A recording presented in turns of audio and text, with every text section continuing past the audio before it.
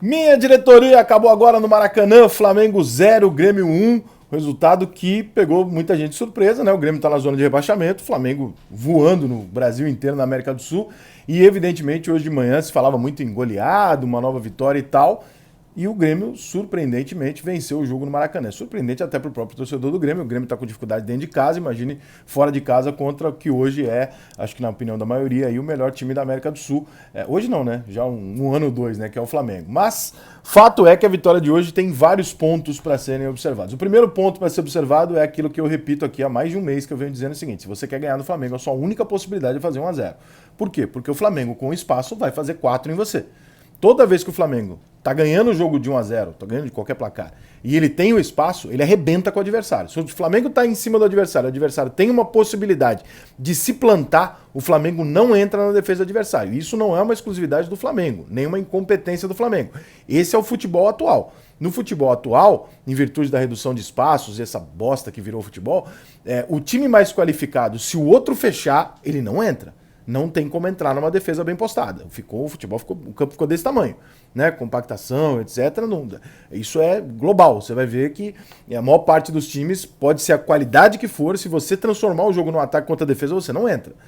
E ainda porque quando você está na defesa, você ainda tem o benefício, entre aspas, de espetar dois caras lá no teu ataque e ainda fazer com que os caras tenham que atacar você em bloco com uma menor número de jogadores, porque você tem que se preocupar com quem está atrás. Então o caminho para se vencer o Flamengo, como todo mundo sabe, é abrir o placar. Por que o Palmeiras não conseguiu fazer isso? Porque o Palmeiras tomou um gol 1 minuto depois.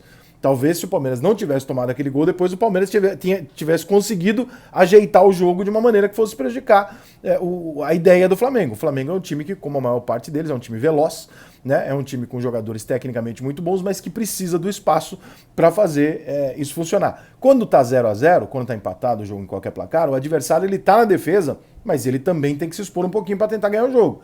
Quando o time tá perdendo, o Flamengo tá perdendo, o adversário se fecha lá atrás e não tem jogo. Vocês conhecem o Felipão, todo mundo conhece o Felipão.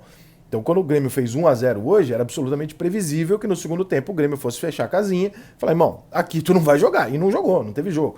Tanto que no final do jogo foram necessários 10 minutos de acréscimo, depois mais 2, né? Que eu nem discordo, eu só gostaria que nos outros jogos também acontecesse isso, né? Porque a gente vê paralisação em tudo quanto é jogo aí, que a gente vê 5 minutos parado pro VAR, chega nos acréscimos e o juiz dá 4. Fala, pô, só pro VAR tu parou 5, né? Então que todos os jogos tenham isso, ou que logo a FIFA faça logo essa porra desse cronômetro parado de 30 minutos com a bola correndo, porque realmente, né, é um critério que deixa o torcedor incomodado, né? Os 12 minutos de hoje não estão errados, né? O errado é que normalmente, mesmo com todo esse tempo parado, o juiz dá 5, 4. Ele não dá 10 minutos para ninguém, não dá 12 minutos. Ele não dá o acréscimo do acréscimo, hoje ele deu, né? Então o certo deveria ser esse, mas não é o que acontece normalmente e hoje aconteceu. Para desespero dos gremistas que ainda tiveram que sofrer 12 minutos a mais, embora neste período tenha acontecido um pênalti, que foi pênalti escandaloso do Flamengo em cima do Grêmio. Não dá. Eu se fosse o VAR, eu nem falava vem ver, eu falava marca. Porra, muito pênalti. Não tem nem a mãe do Léo Pereira discutiria o lance do pênalti. O jogo em si é repetitivo, né? O Flamengo tem essa postura de jogar, vai jogar dessa forma. O caminho para o Barcelona, por exemplo, está mais do que claro, que se ele quiser qualquer coisa com o Flamengo é sair na frente, porque senão você vai ter problema. Você tem que ter o contra-ataque contra o Flamengo. Se você não tiver, o Flamengo vai te engolir. Assim, meio espaço, você vai tomar 4-5-0. Você lembra do São Paulo e Flamengo? Jogo equilibrado, duro pra caralho e tal. São Paulo ganhando 1-0, o Flamengo vinha, o São Paulo contra-atacando. De repente o Flamengo empata. Irmão, no que o Flamengo empata, o São Paulo sai um pouquinho, faltando 10 minutos para acabar o jogo, o Flamengo faz 5. Porra, esquece. Não tem condição nenhuma de dar espaço para esse time do Flamengo, porque é muito melhor do que os outros mesmo. Vitória é muito importante pro Grêmio, não só pelos pontos, mas também pela questão do time grande contra time grande. O Flamengo e Grêmio, historicamente, sempre foi um confronto muito equilibrado. Um ganhou o final do outro e tal, né? Eliminações de Copa do Brasil aqui e ali. De repente o Flamengo começa a ganhar uma atrás da outra do Grêmio, e fica uma coisa desequilibrada. Então o Grêmio entrou hoje no Maracanã para uma guerra e o Flamengo jogou mais uma partida. E aí, naturalmente, né, você viu no semblante, nas atitudes dos jogadores do Grêmio, que por natureza o time do Grêmio estava muito mais levando esse jogo a um outro nível de intensidade do que o Flamengo. E talvez também isso tenha pesado consideravelmente na vitória do Grêmio. Outra coisa, o mimimi da reclamação da briguinha lá do Gabigol com o Borges e tal. Irmão, desculpa, não tem nada de lamentável nisso. Cena lamentável é o jogador pegar uma cadeira, der no outro, cuspir na cara.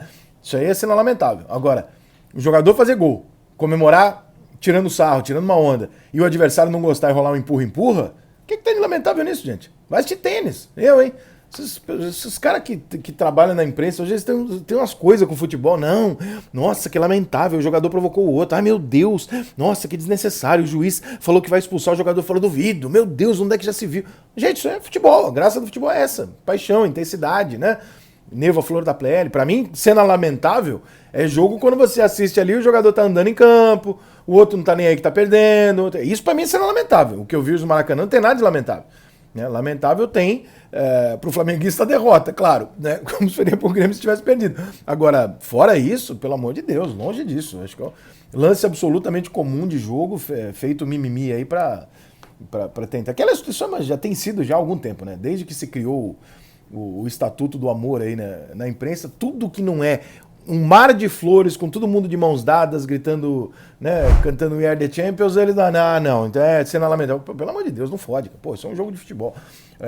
Os gremistas putos falam, pô, Gabigol, você zoou aqui, não aguenta lá. Verdade, o Gabigol fez a brincadeira lá em Porto Alegre, tem que aguentar no Maracanã também, né? Agora, cabe ao Gabigol, em vez de brigar com o Borja, meteu o gol de empate lá pra torcida do Grêmio e, né, pum, mas ele não fez. Então, hoje sai o Borja rindo, outro dia foi o Gabigol, e segue o enterro, segue o jogo, e assim vamos nós. O Flamengo hoje também teve o fator de estar muito preocupado, evidentemente, com o jogo da Libertadores, né, e portanto não deve ter dado o seu máximo fisicamente no jogo. Por isso, obviamente, o Flamengo tem um futebol melhor do que o que a gente viu hoje, e o Grêmio, com o Felipão, segue com aproveitamento ok, não é um aproveitamento que o Grêmio estaria até lá em cima do Campeonato Brasileiro se fosse só com o Felipão. Então não tem muito o que reclamar. O Grêmio jogou, lembrando também que o Grêmio jogou sem o seu único jogador fora de série, não sem um dos, como o Flamengo, né, que é o Douglas Costa, e sem o Pedro Jeromel, que é o capitão do time, o grande zagueiro do Grêmio. Então o Grêmio também tinha problemas, não só o Flamengo, é injusto chegar aqui, porque, né,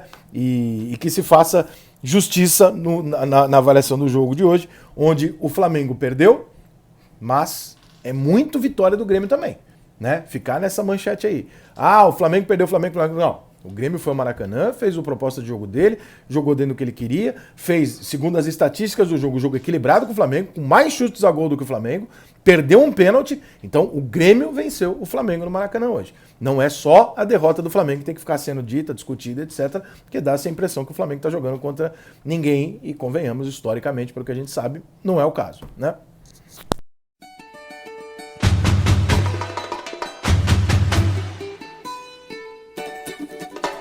Mostrando a minha identidade, eu posso provar a verdade a essa gente. Como eu sou da mocidade independente, vamos mostrar